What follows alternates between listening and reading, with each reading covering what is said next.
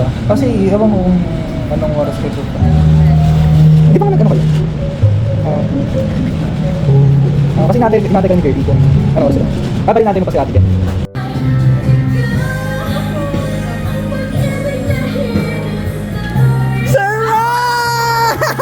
Ano sa kanya yung tura niya lang kasi. Ay, sorry.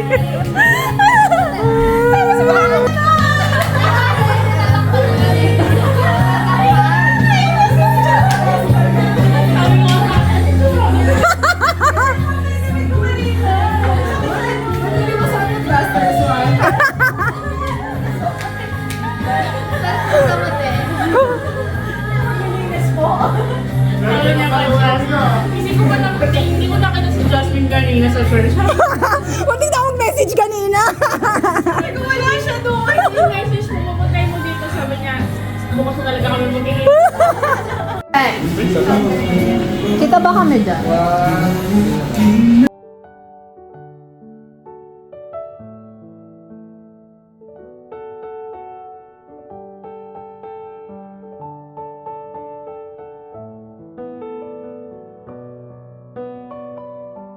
This moment, Lord God, we can stop all the aspects of the life. Kailangan ko, Lord God, sa all those lahat ng cycles ka.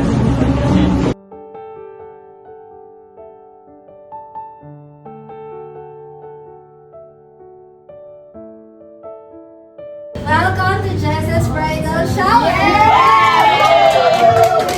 Hindi naman tayo nag-uusap ha. Bless you.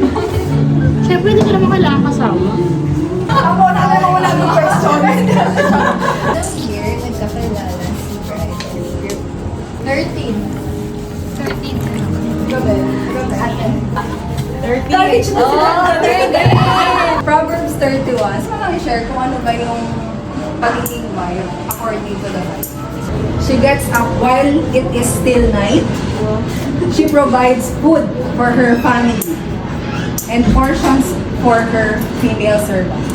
Ito yung gift ko sa'yo, ate. Bakit ito yung nag-gift ko? Feeling ko kasi ano ka ate, maalaga sa sarili. Makikay. Kaya ito, gusto kong i-emphasize na kahit ikaw yung magiging support pero parang yung mga kalimutan na alagaan sa sarili. Kasi di mo siya maalagaan kung di mo alagaan sa sarili. Kay Isha. Making marriage beautiful. Ang ganda! Ang ganda! Ang ganda. Hindi ko lang guide. Kasi nga syempre bagong kasal. Oo, ipapasahin ka sa China. Sa lahat ng bagay, yung una yung mahirap. Diba? Lalo na kung walang masyadong nagagay. Pero blessed tayo. Blessed ka na maraming. Siguro I'm grateful kasi meron tayong childhood memories. And isa ka rin sa nilulok ako kung paano mo minamaintain yung intimacy mo with God. And sa galing mo sa kong pagkanta. Wow! Yun lang, love you. Love you. Love you. Wow!